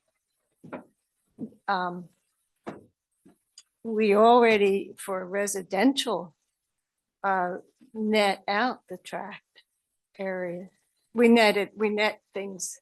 I mean, yeah, we have a net tract area in residential. This is what we discovered, right, Michelle, that we weren't getting, like, for instance, at I thought Penhurst. that was just for the conservation design option. I remember. Okay, right. So it was Yeah, just for okay. the open space design option. Yeah. Yes, yes. So Mhm. it's not for any by right. Which what all of them were, Residential. so that's all of the. We So don't have those. are you saying that these the 100% and the 80% could be challenged, or that people would go after like you're trying to weigh, or Yeah, I mean, depending on how much you make the buffer, I think that that's what it matters down to. And again, it's your, I mean, you don't have to decide tonight. You can go sit on this one and think about it. You know, but a 100-foot riparian buffer is quite a large bit of the property, you know, and so like we talk about a single homeowner, that definitely would have an impact on the development, maybe not, you know, so you know, you could have a redevelopment. I don't know. You could go endless different ways. You know, a redevelopment clause versus a development clause over in certain acreage where this applies, where it doesn't.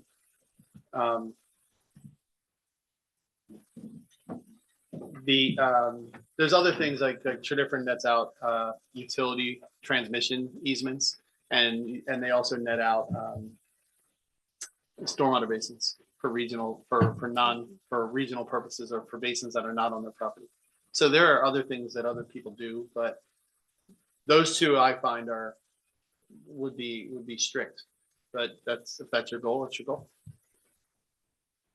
Well, they're essentially netted out anyway. I mean, what we're talking about here is a net tract area where you decide, like, for instance, tell me where it would be used. Wherever this would be used? Yeah. Okay, so say you have a development, it's a 5-acre development, has a riparian buffer on the corner of it, and that 5 acres based on it can get we can get 4 houses on it. But now when you add the wetland buffer and a riparian buffer that touches the side, when you take off the 100 feet and you take off the wetlands, then now all of a sudden they can't get 5 houses anymore or 4 houses anymore. Now they can get 2 Because of the density calculation. because of the density calculation. Yeah. Because the density They calculation. can't put the houses in the riparian buffer anyway. Right, but it's the buffer off of the riparian I got it. buffer, Yeah. right? So we're talking about density. You're talking about density, and then so that 5-acre parcel is now only 2 acres by the time you net all these things out. And you do have a good amount of property that has streams, waterways, and so on in them. And then also, you know, we talked a lot about the mapping and the different PASDA maps and the different like those different state maps. You have a lot of them in East Vincent, so you would have an impact on a good amount of land. So I can understand that maybe it shouldn't be netted out, the zone 2 buffer and the wetland buffer, because they can't build on it anywhere from the other. Right. But so honestly, what you would do is you'd be pushing people towards the conservation design, You would. right? Because while they can't build in that area, they could still preserve it and condense their property or developments on the other side. So, you know, you would still allow them the density, but you'd be promoting the conservation design. Which we don't have right now. And all those small parcels that haven't been developed until pressure got hot, you know, when we see the lots with the steeper slopes in the woods, you'd be making some of those individual lots not really developable by the Right. time you take all these features into account. You don't have the acreage to build that house on the site that nobody built on because it's a bad site. Well, like that house on Hill Church Road, right? Right, exactly. I wasn't trying to bring up a specific one, but yeah.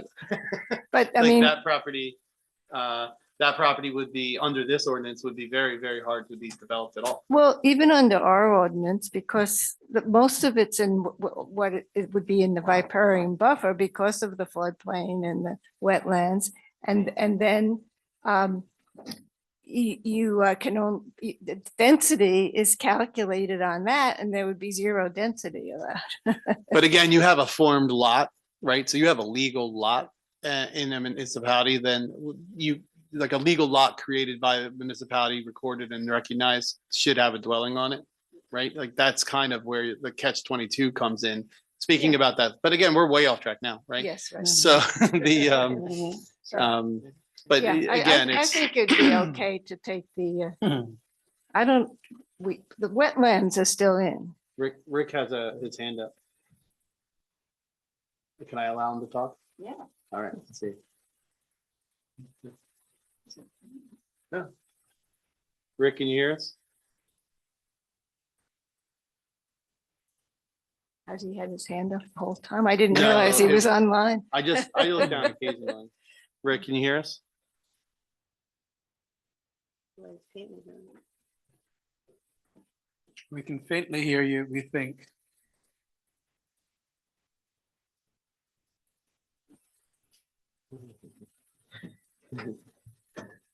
With great power comes great responsibility. There you go. I should be able to hear him. Rick?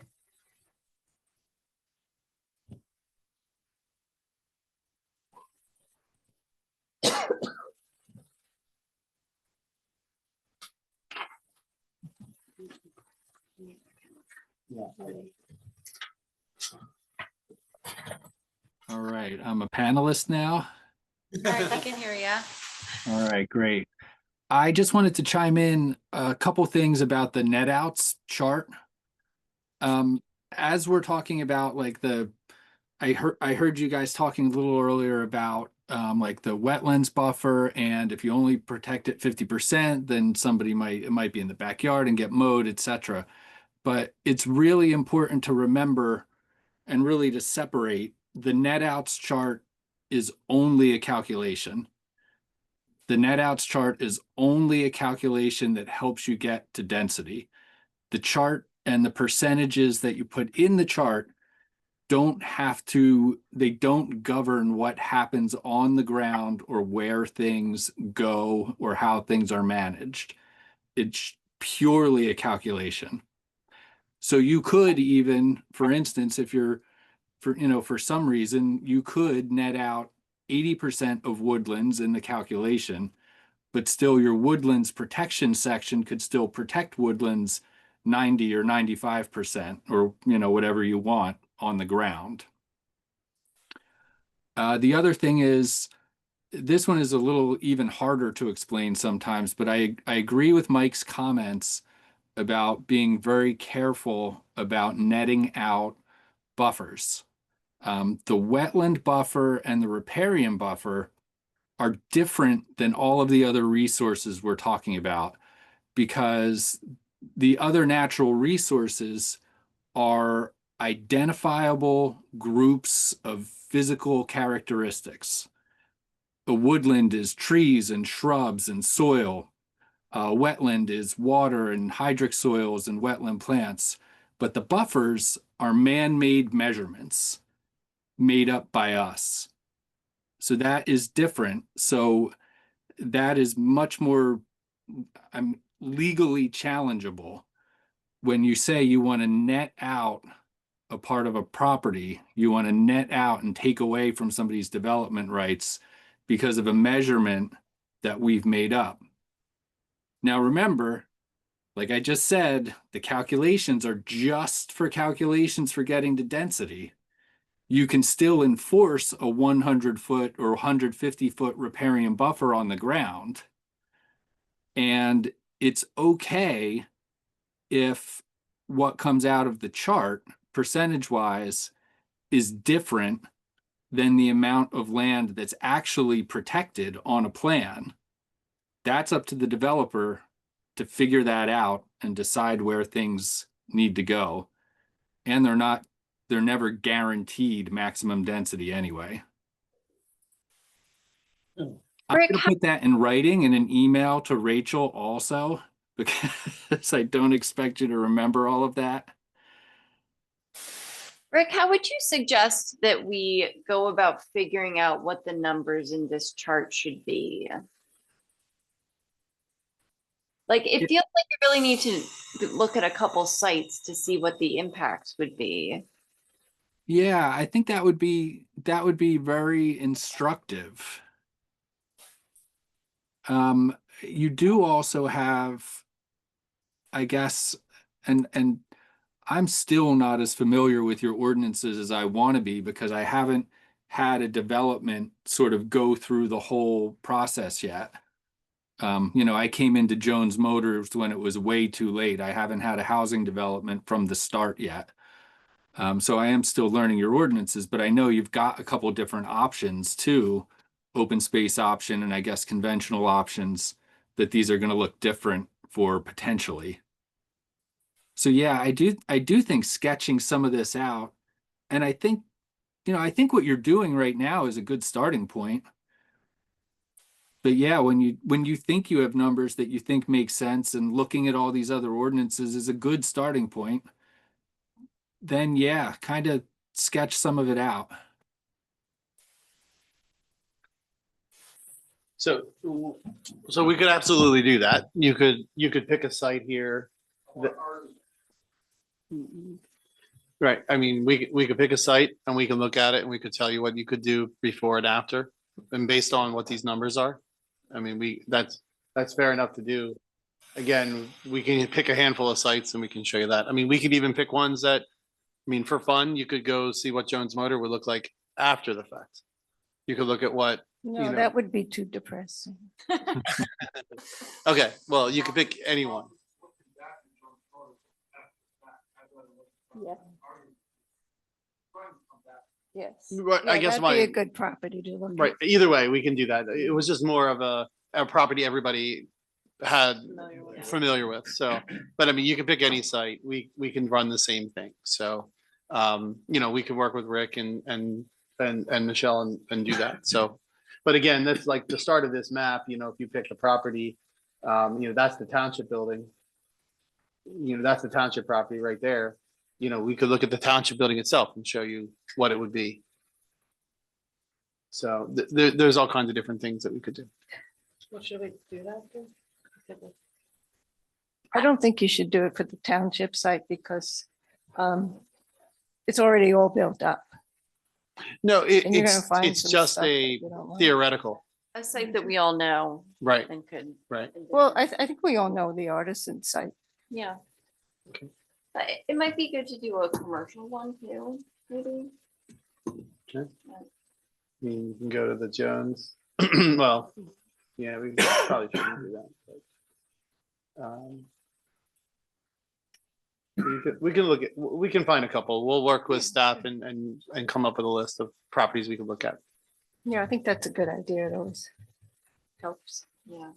Well, also you could, I don't know, maybe you don't want to, I don't know if the legal reasons for doing Penhurst. No. We all know that. Not much up there. Bob's shaking his head. But it does seem like next time we revisit this, it might be good to look at this in conjunction with the density calculation part of the ordinance. Because I feel like this is more related to the density calculations almost than it is to the natural features in some ways. And also comparing that to what's in the conservation or the open space design option, because that's got its own net outs. Right. Like this property here. This one here. Well, I know you don't want me to talk about Penhurst. But wasn't that where we realized there wasn't any net outs? So that we had the net tract area in the residential, but we didn't have it in any of the other zoning. Right, from like an impervious and building coverage perspective. Yeah. Okay, where did we land on riparian buffer? I want to make sure that we finish one thing tonight. You know what it is, we have a definition, right? We did, well, we didn't go over the definitions. We don't even have that. Well, Um, I think we just got, We filled out some of the papers, we tabled, you know? that we should take out the buffers that we've kind of been told that that we, in the net tract. Not for the net tract area table, for the Oh, other table. The how much you have to preserve. Disturbance The, table. right, the I disturbance. thought table. this table, I thought we were solid on, I right? thought we were set Yeah, on that. Well, the 100, we were talking about 150-foot buffer potentially, row Hun- 14 Right. 150 versus versus 100. 100. Well, just because it's in the chapter 102, I mean, it seems silly to have all through the ordinance, the 100 and the 35 when it's different. In our whole township, it's covered by chapter 102. But I mean, I mean, as I said, the developers come in, they know about the 150, so it's up to you. I will offer that your neighbor's West Vincent does have a 150-foot riparian buffer requirement. Theirs is in zoning. So yeah, what do you think of that, Rick? Do you think because all our streams are high quality and exceptional value, we should just put the 150 in our zoning?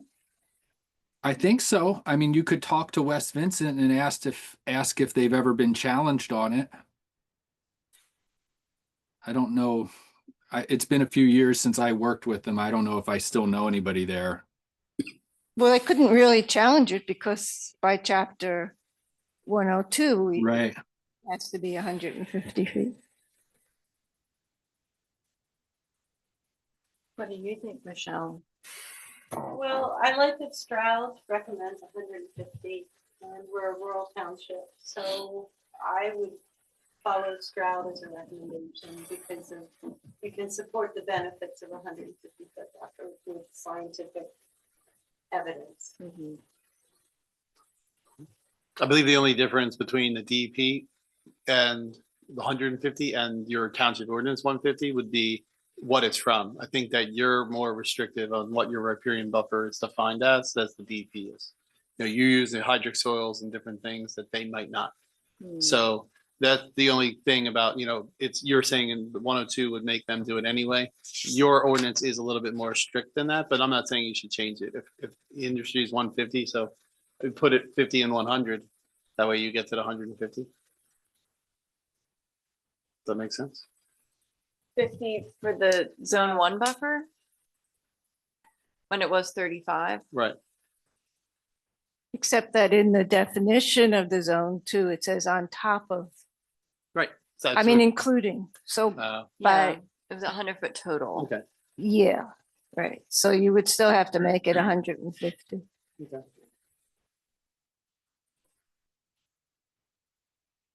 We had talked about maybe seeing like a little map of what that would look like.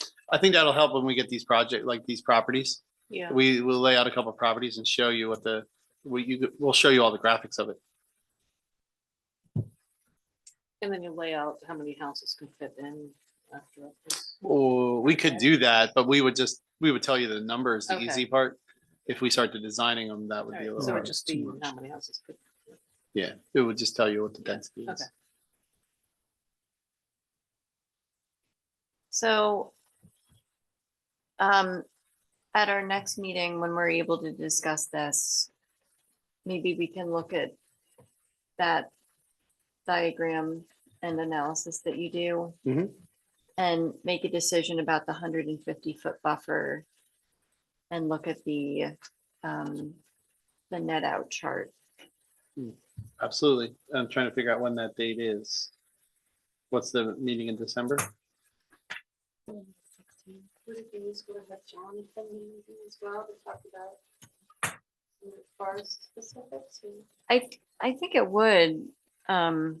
If we're doing all that, I wonder if we'd have time to get to. Well, do you think we should have John when we can look at the street or like the tree ordinance, like together with? No, that makes a good point. If they bring in a tree ordinance, then maybe you do that with that. You skip the trees until the ordinance is done.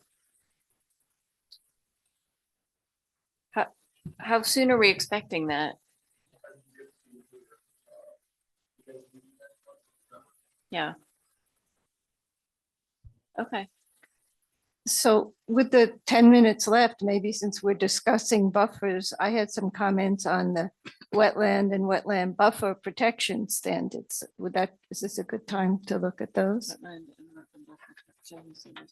Well, it depends. So does anybody have anything they'd like to discuss under miscellaneous items? Oh.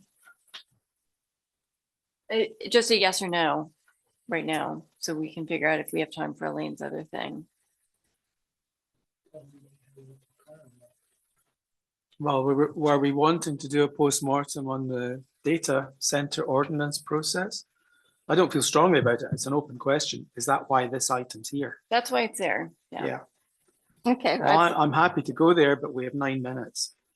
yeah, I'm not sure that will do it justice. yeah.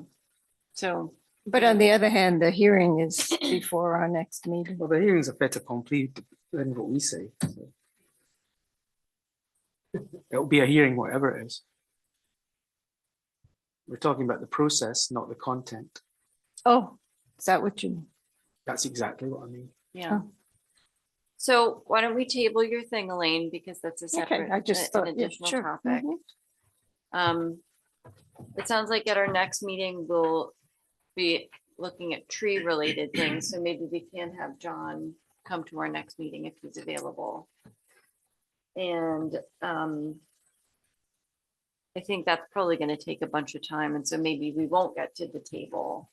Except that this is really pretty important. It is really important, I agree. So can we have it should try to prepared either finish way. it. Okay. We could table the tree thing until January and look at the bulk areas. It's up to you. I mean, there are other projects coming in, aren't there? That it would be nice to have the natural resource things fixed. They don't want to answer.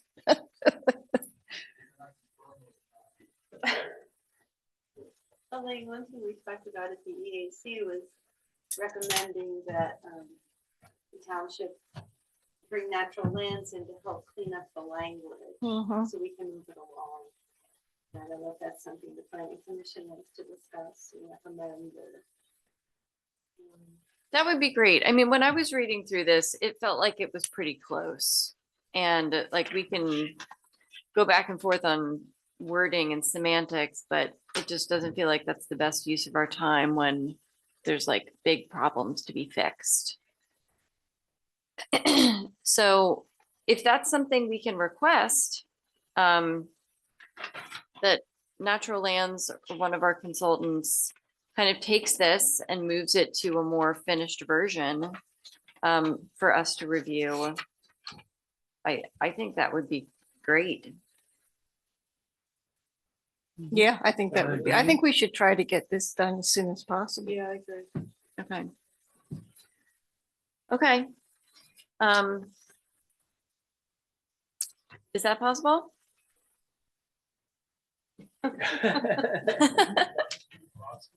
No, No, Have, is it have possible? Natural Lands Trust.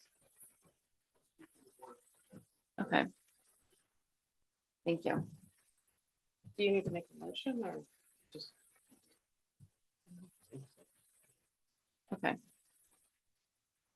Okay. So is there any, we're not making a motion on anything, but if there's anybody who wants to say anything about any of this. Do you have any comments? No pressure. I have a quick comment. It's actually just to express at least my gratitude to Michelle for doing all the work for Yeah. this, because it's been a heck of a lot of work. Yeah, thank you. Thank you.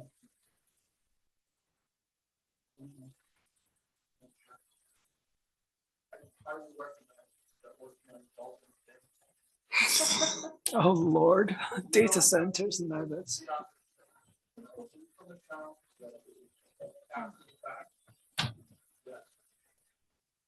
Did they create an ordinance after the fact that?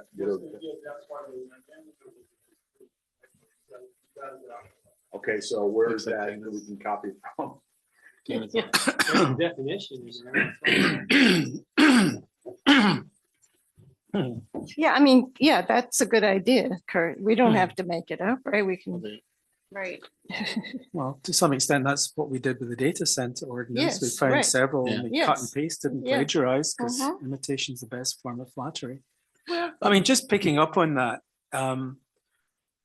just efficiency wise, we may not have liked it, but I felt that the data center ordinance process, where there was a working group that then brought a somewhat draft finished product to the commission was actually a much more efficient process. And if we are going to do something around adult entertainment, sign me up. Give me an ordinance that someone else has got and I can plagiarize from. I'm up for it. But I do think that process of a little working group, you know, whoever that may be, and bringing a proposal is so much more efficient than this.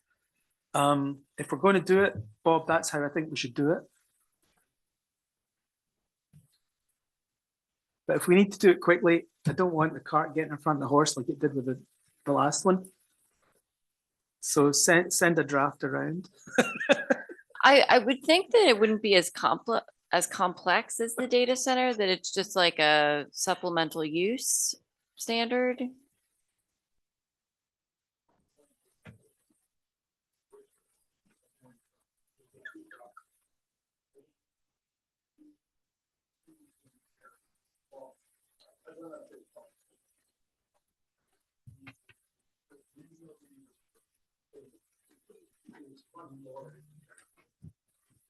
Boy, we're going to have fun with this.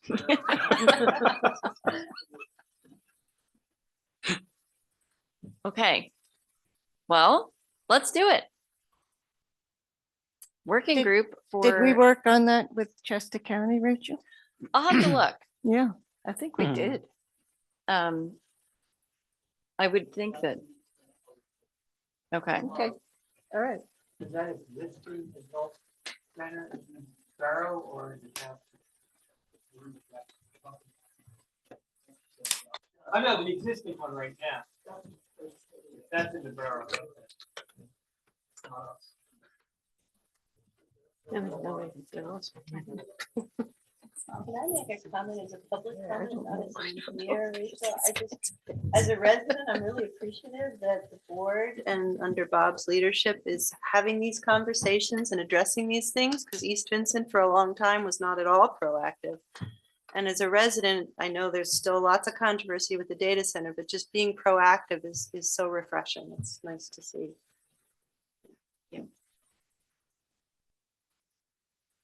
okay. So I think for our next meeting, we decided to try to finalize the charts because those are most important. And then we may or may not get to the woodlands and the tree stuff. And we can have a working group set up for the adult entertainment. Okay. Don't even go there. Well, I just think that this ordinance, this natural resource ordinance is really pretty good and Yeah. we don't I really need, felt, yeah. yeah, Yeah. that we Agreed. don't need that many changes in Yeah. it, so that maybe we should find a way to work on that. Right, Bob's gonna So- ask the board Yeah, if right. one of the consultants can right, work on okay. it. Okay, so item B, miscellaneous items for discussion from members. We wanted to, and it's 9 o'clock now, but I'm not married to shutting things down at 9 o'clock.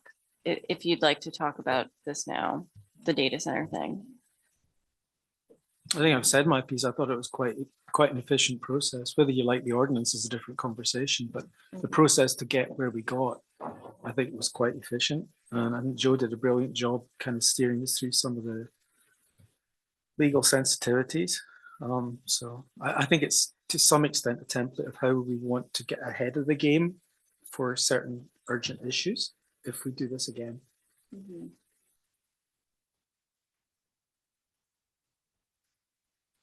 Well, I mean, I think that I didn't feel like, I had a whole list of things about the ordinance that I didn't get to talk about anyway. So. And there are still things I would like to talk about, but I guess that will happen at the hearing. Right,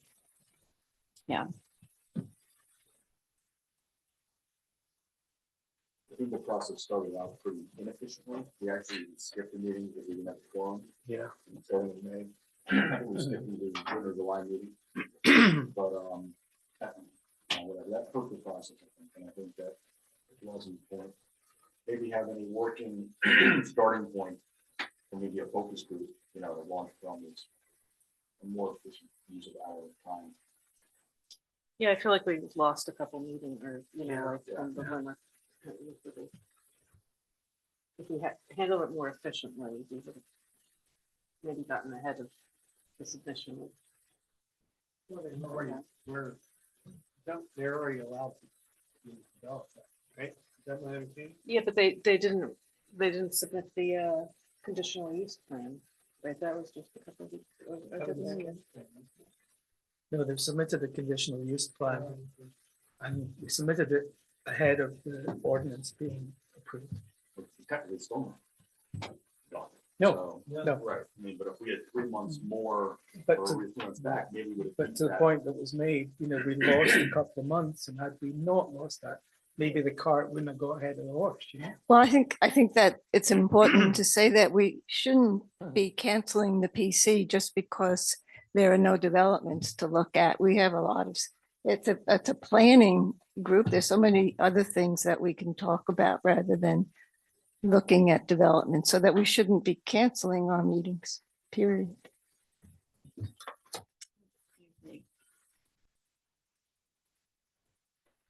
Do you think we're moving quick enough on this, the natural features? No. But, I mean, maybe once we hear back from Bob, once he talks to the board about whether the consultants can work on this. If they can't, maybe we want to schedule an extra meeting or something, or like do something, do some work on furthering the draft between meetings or something. Yeah, a working session, isn't that what it's called? Yeah, Dana has a hand up on that. go ahead. Hi, Dana Chaffone, Hearthstone Circle. Just, I know the meeting's ending already, but it's hard to hear the folks, like Chris and Nicole and Kurt were the most challenging to hear. And maybe that was Bob in the audience, but I definitely couldn't hear any of that. So again, just a plug for the microphones. What is the issue with being able to use? Is it a question of can we use consultants to help with the natural resource protection? And I'm asking because I was helping the EAC for several months, and there was a meeting back in April, and we thought that work was going to be picked up. And so is it a budget issue, or what is the reason why we might not be able to use the consultants for this? If anyone could just fill me in with that, please. Thanks. I think that's an answer for Bob and Haley, but Bob stepped out of the room. But yeah. I think it was just a matter of Bob just getting the board's okay. I don't know that there was, unless Mike, you have something else. I don't know that there was another No. reason other than that. Yeah, I think even for me, like large expenditures on different tasks that we take on, Yeah. get approved by the board just so that Just they have an getting the okay. understanding of our billing. Yeah. So. Okay, so it's just that step that has to happen. Yeah. Yeah, because Mark attended several of those EAC meetings and seemed to, he's one of the three, I get it, but I think it's so vitally important that we address this. And I like the idea of the scenario planning, but I also think we should stay true to our rural character here and the natural resources that we do want to protect. So I just think that it's important that we not try to box ourselves in. But again, I am for some of the scenario planning that's been talked about. But to the extent we can be purists around some of these things, I think we should try to be that. Thanks, Nina. Thanks. Thank you. I've never been called a purist, but I like that. You are.